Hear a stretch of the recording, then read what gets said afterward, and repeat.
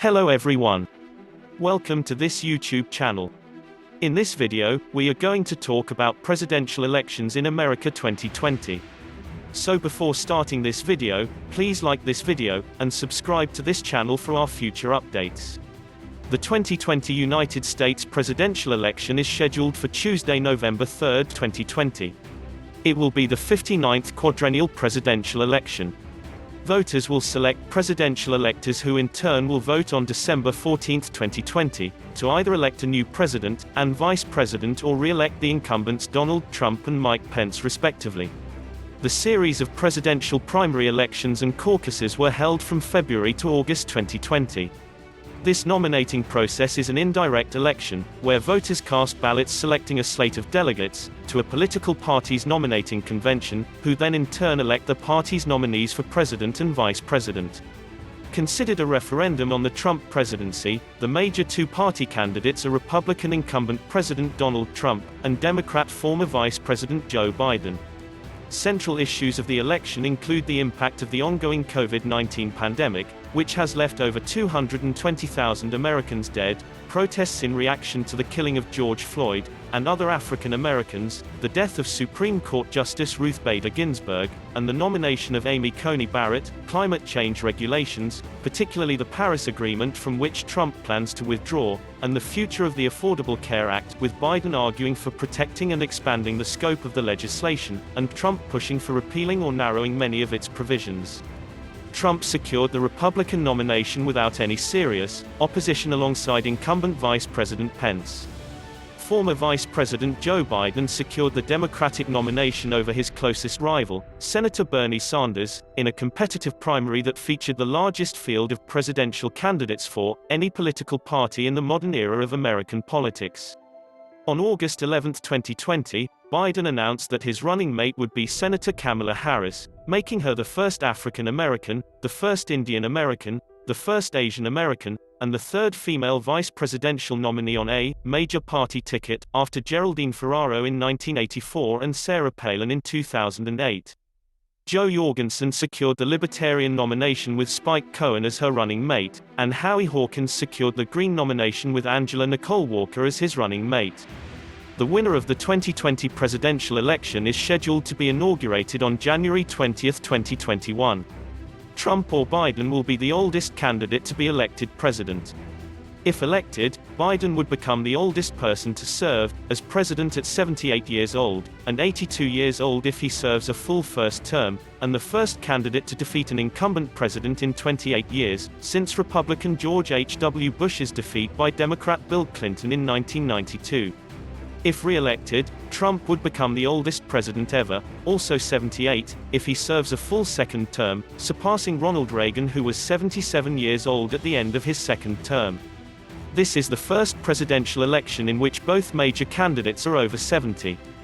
Procedure. Further information: United States Presidential Election Procedure. Article 2 of the United States Constitution states that for a person to serve as president, the individual must be a natural-born citizen of the United States, at least 35 years old and a United States resident for at least 14 years. Candidates for the presidency typically seek the nomination of one of the various political parties of the United States.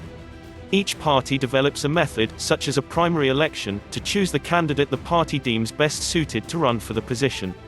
The primary elections are usually indirect elections, where voters cast ballots for a slate of party delegates pledged to a particular candidate. The party's delegates then officially nominate a candidate to run on the party's behalf. The presidential nominee typically chooses a vice presidential running mate to form that party's ticket, who is then ratified by the delegates at the party's convention with the exception of the Libertarian Party, which nominates its vice presidential candidate by delegate vote regardless of the presidential nominee's preference.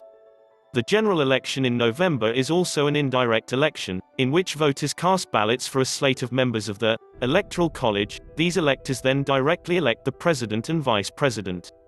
4. If no candidate receives the minimum 270 electoral votes needed to win the election, the United States House of Representatives will select the president from the three candidates who received the most electoral votes, and the United States Senate will select the vice president from the candidates who received the two highest totals. The election will occur simultaneously alongside elections for the House of Representatives, Senate, and various state and local level elections. Demographic trends. This section needs to be updated. The reason given is, sourcing is severely out of date. Please update this article to reflect recent events or newly available information.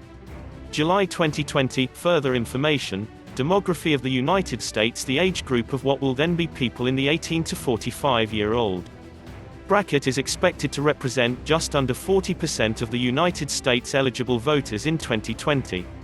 It is expected that more than 30% of eligible American voters will be non-white. A bipartisan report indicates that changes in voter demographics since the 2016 election could impact the results of the 2020 election.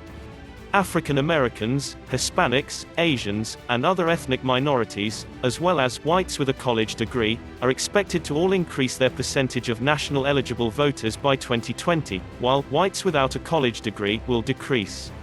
The Hispanic likely voter population has increased by approximately 600,000 since the 2016 election. Generation Z, those born after 1996, will more than double to 10% of the eligible voters. It is possible Trump could win the Electoral College, while still losing the popular vote, possibly by an even larger margin than in 2016. Simultaneous elections. Further information, 2020 United States Senate elections and 2020 United States House of Representatives elections. The presidential election will occur simultaneously with elections to the Senate and the House of Representatives. Gubernatorial and legislative elections will also be held in several states.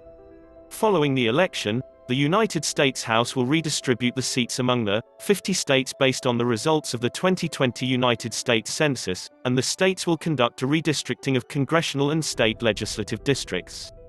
In most states, the governor and the state legislature conduct the redistricting, although some states have redistricting commissions. Often, a party that wins a presidential election experiences a coattail effect that also helps other candidates of that party win elections. Therefore, the party that wins the 2020 presidential election could also win a significant advantage in drawing new congressional and state legislative districts that would stay in effect until the 2032 elections. Democratic Party nomination. Entering the Iowa caucuses on February 3, 2020, the field had decreased to 11 major candidates. Pete Buttigieg narrowly defeated Bernie Sanders in Iowa, then Sanders edged out Buttigieg in the February 11 New Hampshire primary. Following Michael Bennet, Deval Patrick, and Andrew Yang dropping out, Sanders won the Nevada caucuses on February 22. Joe Biden then won the South Carolina primary, causing Buttigieg, Amy Klobuchar, and Tom Steyer to abandon their campaigns. Buttigieg and Klobuchar then immediately endorsed Biden. After Super Tuesday March 3, Michael Bloomberg and Elizabeth Warren quit the race, leaving 3 candidates left, and Sanders, the main contenders, and Tulsi Gabbard, who remained in the race despite facing nigh on insurmountable odds. Gabbard then dropped out and endorsed Biden. After the March 17, Arizona, Florida, and Illinois races. On April 8, 2020, Sanders dropped out, reportedly, after being convinced by former President Barack Obama, leaving Biden as the only major candidate remaining, and the presumptive nominee. Biden then gained endorsements from Obama, Sanders and Warren. 82 By June 5, 2020, Biden had officially gained enough delegates to ensure his nomination at the convention, and proceeded to work with Sanders to develop a joint policy task force. What do you think of our list? Which part of the video you like the most? Let me know in the comment section below. If you enjoyed this video and want to hear from me again, be sure to hit that subscribe button before you go.